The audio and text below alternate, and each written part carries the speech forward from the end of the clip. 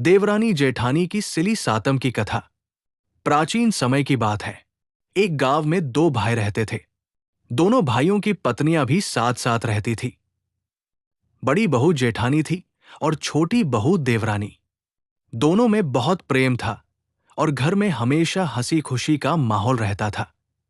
एक दिन सावन का महीना आया और सिली सातम का पावन व्रत आने वाला था। ये व्रत माताएं अपने बच्चों की लंबी आयु और सुख समृद्धि के लिए करती है। इस दिन घर में चूल्हा नहीं जलाया जाता और एक दिन पहले ही सारा भोजन बना लिया जाता है।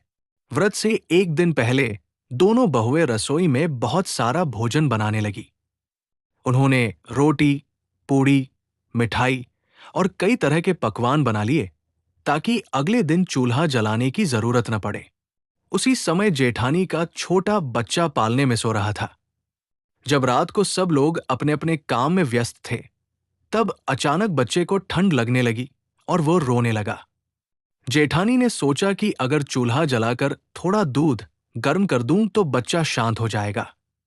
लेकिन सिली सातम के नियम के अनुसार उस दिन चूल्हा नहीं जलाना चाहिए था। फिर भी मां का दिल बच्चे के लिए पिघल गया और उसने चूल्हा जला दिया। जैसे ही चूल्हा जला, थोड़ी ही देर में अनहोनी हो गई। जेठानी का बच्चा अचानक बीमार पड़ गया और उसकी सांसें रुक गई। ये देखकर जेठानी बहुत घबरा गई और रोने लगी। उसे समझ में आ गया कि ये सिली सातम के नियम तोड़ने का परिणाम है। वो दुखी होकर भगवान से प्रार्थना करने लगी। देवरानी ने जब ये सब देखा तो वो भी बहुत दुखी हुई।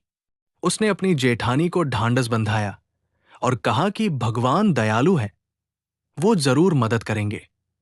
फिर दोनों ने मिलकर सच्चे मन से सिली सातम माता की पूजा की और उनसे क्षमा मांगी। कहते हैं कि सच्चे मन से की गई प्रार्थना कभी व्यर्थ नहीं जाती। सिली सातम माता उनकी भक्ति से प्रसन्न हुई। माता की कृपा से कुछ ही देर में वो बच्चा फिर से जीवित हो गया और धीरे धीरे स्वस्थ हो गया। ये चमत्कार देखकर पूरे परिवार की खुशी का ठिकाना नहीं रहा। जेठानी को अपनी गलती का एहसास हुआ और उसने मन ही मन संकल्प लिया कि आगे से वो व्रत के सभी नियमों का पालन करेगी। तभी से ये कथा लोगों को सिखाती है कि सिली सातम का व्रत श्रद्धा और नियम के साथ करना चाहिए। जो भी माताएं सच्चे मन से ये व्रत करती हैं और कथा सुनती हैं, उनके बच्चों को माता का आशीर्वाद मिलता है और परिवार में सुख समृद्धि बनी रहती है। इसी विश्वास के साथ हर साल सावन के महीने में सिली सातम का व्रत किया जाता है और माताएं अपने बच्चों की रक्षा और मंगल के लिए माता से प्रार्थना करती है। जो भी श्रद्धा से इस कथा को सुनता या सुनाता है, उसके जीवन में सुख शांति आती है। सिली सातम माता की जय।